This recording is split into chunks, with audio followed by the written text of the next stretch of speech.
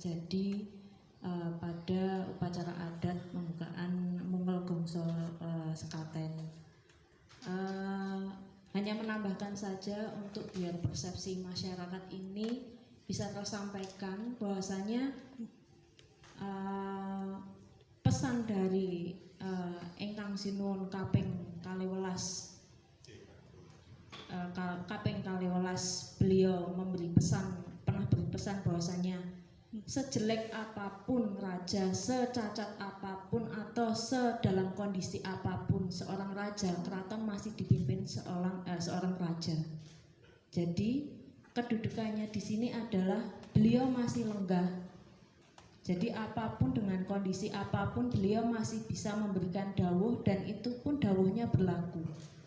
Jadi mohon disamakan persepsinya ke masyarakat agar masyarakat juga paham bahwasanya yang lenggah saat ini masih ada Sinuwunnya, masih ada rajanya.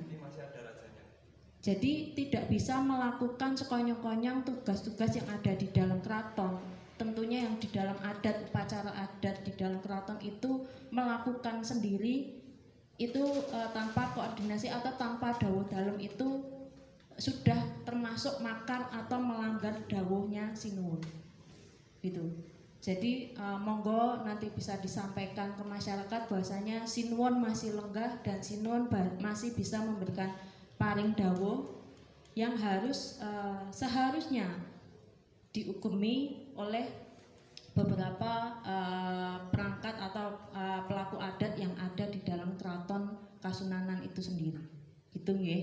Jadi mau bagaimanapun pesan beliau dari Yang Ageng kaping 12 masih sangat-sangat kami ugemi, terutama wayah-wayah dalem dan juga putra dalem yang masih dikorelasikan dilaksanakan tugasnya oleh ngemban dawuh dalem dari Bapak atau Eyang Pakubono kaping 12 yang diturunkan ke Pakubono ke-13. Gitu nggih. Dan di sini juga jelas di Kepres 23 tahun 88 tersebut jelas bahwa keraton ini dipimpin oleh sampean dalam Ingkang Sinuwun, oleh Sri Susunan, jelas.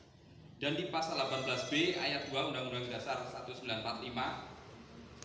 jelas bahwa dinyatakan negara mengakui dan menghormati kesatuan-kesatuan masyarakat hukum adat beserta hak tradisionalnya sepanjang masih hidup dan sesuai dengan perkembangan masyarakat dan prinsip-prinsip negara kesatuan Republik Indonesia. Itu jelas termaktub. Keraton ini adalah masyarakat hukum adat yang masih hidup, masih ada rajanya, masih ada Sinuwunnya dan pemegang otoritas tertinggi. Dan uniknya apa? Masyarakat adat yang berbentuk monarki di tengah republik, dan ini dihormati oleh negara. Bentuk penghormatan salah satunya apa? Pengamanan juga, karena ini bagian dari pilar budaya bangsa. Itu yang harus dihormati, termasuk ketika saya mengatakan para pelaku budaya ini sebagai culture troop, tentara budaya. Karena apa? Di tengah serbuan-serbuan budaya-budaya asing, para pelaku budaya, para mereka yang beraktivitas mengamankan, melestarikan kebudayaan, mereka adalah tentara-tentara budaya yang menahan gempuran serangan serbuan dari kebudayaan asing yang mengancam kebudayaan dalam negeri bangsa ini, Indonesia, bagian dari identitas kebanggaan sebagai sebuah bangsa, sebuah negara seperti itu. Jadi itu kenapa ancaman terhadap para pelaku budaya, apalagi di area tempat ibadah, bukan sesuatu yang sepele. Ini kalau dibiarkan berbahaya sekali, bisa merusak sendi-sendi bangsa seperti itu. Kami sekali lagi mendesak bagi pihak kepolisian, aparat penegak hukum, agar secepat-cepatnya, sesegera mungkin, dengan menggunakan prinsip profesionalitas, presisi, untuk segera mengungkapkan, untuk segera menangkap terduga pelaku tindak pengeroyokan, tindak kekerasan, tindak perampasan ini. Siapapun mereka, berafiliasi dalam organisasi apapun, sepanjang di Negara Kesatuan Republik Indonesia harus taat, patuh, dan tunduk pada hukum di negara ini. Terima kasih, matur nuwun. Assalamualaikum warahmatullahi wabarakatuh. Ya, mungkin saya akan menutup statement Kanjeng Dani dan Gusti Putri bahasanya kenapa sih kok Mas Rizky gitu aja ya biar akrab itu terus jadi viral ngamuk-ngamuk. Ini sebenarnya ya saya paham media is just being media. Media butuh berita, media butuh ini. Kami paham. Tapi yang pesan yang coba saya sampaikan di sini adalah bagaimana meluruskan atau menindakkan dawuh dalam itu ya tohe pati, tohe nyawa dan harus tegak. Apapun bentuknya itu dawuh dari raja kami. Saya terutama saya warga asli Solo. Bapak ibu saya kelahiran orang Solo dan saya asli Solo dan saya paham bagaimana Keraton Kasunanan ini berdiri tegak di Solo pada saat sekarang ini.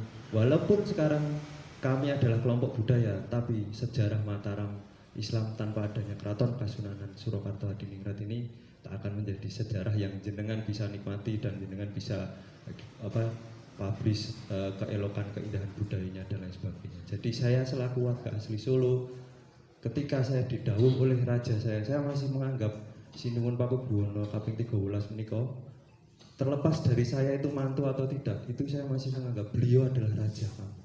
Beda dengan wali kota, beda dengan pemimpin daerah, tapi beliau masih kami anggap sebagai raja. Dan saya menganggap bahwasanya Keraton Kasunanan Surakarta Hadiningrat menika adalah suaka benteng pertahanan terakhir budaya Jawa. Jika benteng terakhir pertahanan budaya Jawa ini diobrak-abrik, bagaimana kami nanti akan menjelaskan ke anak cucu kami terkait budaya Jawa yang sudah kami ugemi dari generasi ke generasi. Jadi pesan saya jelas, saya hanya ingin menyelamatkan atau meluruskan pusaran suaka atau benteng terakhir kebudayaan Jawa yang sudah dijaga oleh para leluhur sampai sekarang ini. Mungkin kan Gusti ada tambahan. Diputar aja, videonya. Nanti ada pertanyaan. Oke. Ya, Kanjeng ini Rizky didorong. Jadi nanti terlihat siapa yang memulai, siapa yang ya. Berarti ini sampun sudah tidak ada pertanyaan tambahan ya? Cekap ya? Oke. Jadi mungkin ini masuk ke sesi ini kan, pemutaran.